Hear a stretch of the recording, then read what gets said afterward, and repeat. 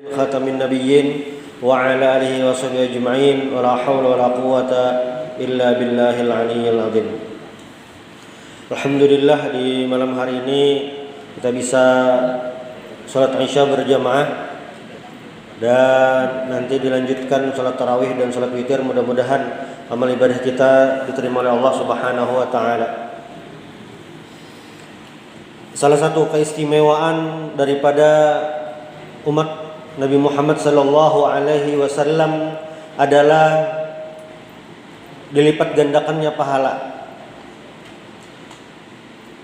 Dan Rasulullah sallallahu alaihi wasallam bersabda, umur umatku, kata beliau, baina sittin wa sab'in, antara 60 sampai 70 tahun. Ini tentu sangat berbeda jauh dengan umat-umat Nabi yang terdahulu. Kita membaca dalam Al-Quran bagaimana Nabi Nuh alaihissalam dakwahnya saja itu 950 tahun, dan umur beliau itu kurang lebih 1000 tahun.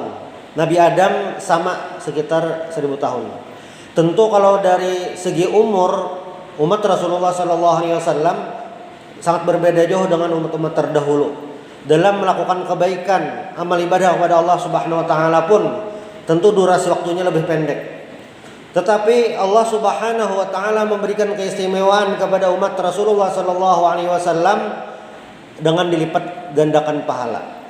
Salah satunya adalah ketika Rasulullah SAW mendapatkan perintah Isra dan Mi'raj, perintah sholat, Rasulullah diwajibkan untuk sholat 50 kali sehari semalam. Itu pada awalnya. Namun ketika minta dispensasi atas saran Nabi Musa alaihissalam, lalu dikurangi sampai 5 kali. Walaupun kita mengerjakan sholat 5 waktu sehari semalam cuma 17 rakaat, tetapi pahalanya itu masih sama kayak 50 kali. Artinya dilipat gandakan 10 kali. Itu hitungan biasa, hari-hari biasa. Apalagi di bulan Ramadan, Sayyidus Syuhur, Syahrul Ramadan Sayyidus Syuhur. Bulan Ramadan adalah penghulu bulan, bulan yang mulia, yang mana di bulan ini pahala dilipat gandakan dibanding bulan-bulan yang lain.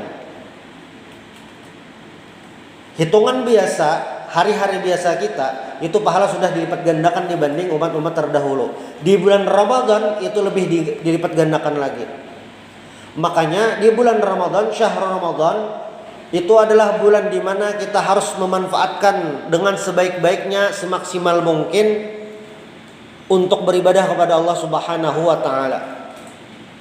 Tentu ada ibadah-ibadah yang diprioritaskan.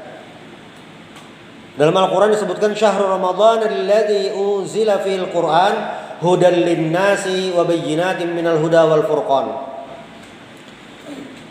Bulan Ramadan ini adalah bulan diturunkannya Al-Quran. Maka salah satu ibadah yang sangat istimewa di bulan Ramadan adalah interaksi dengan Al-Quran.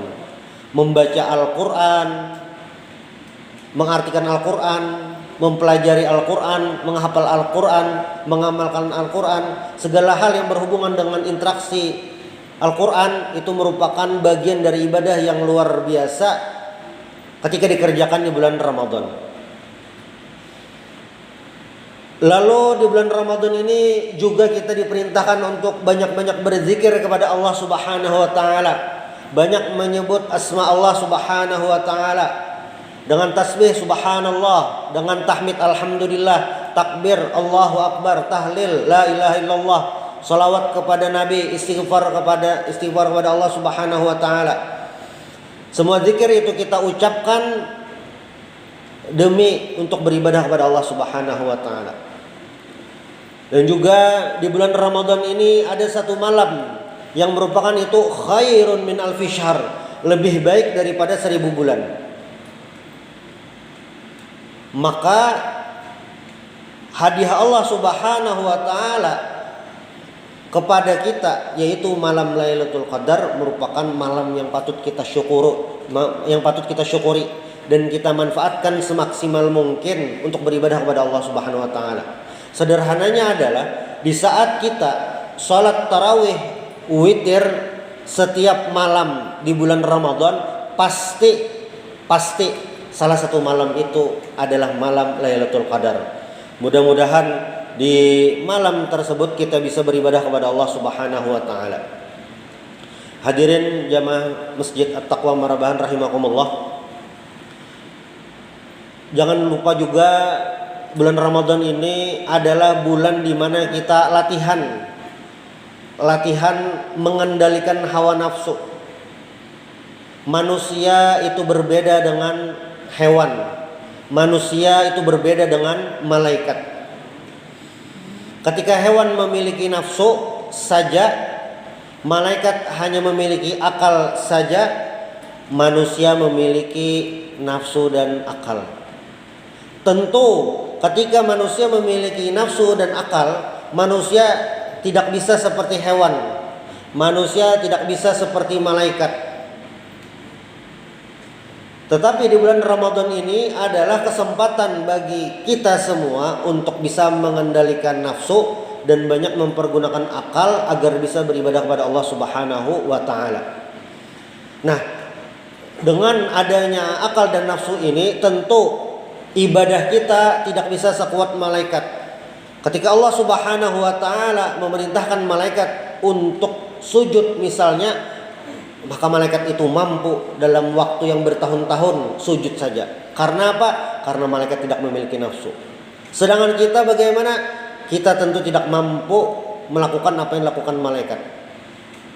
Oleh karena itulah Rasulullah SAW mengatakan ketika ada sahabat yang mengadu kepada Nabi Muhammad SAW, "Ya Rasulullah, saat aku bersama engkau, aku seperti melihat surga dan neraka. Aku seperti sangat dekat, sangat takut kepada Allah Subhanahu wa taala. Namun saat aku kembali ke rumah bersama keluarga, semuanya itu lupa." Bagaimana ini ya Rasulullah? Kata Rasulullah apa? Sa'ah, ada waktunya tersendiri.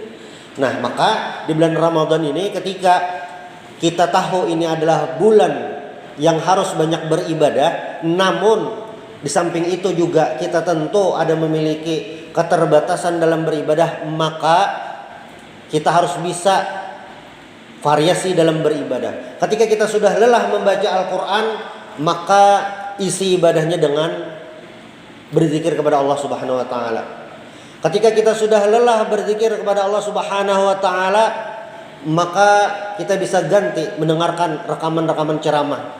Bisa kita ganti dengan menuntut ilmu.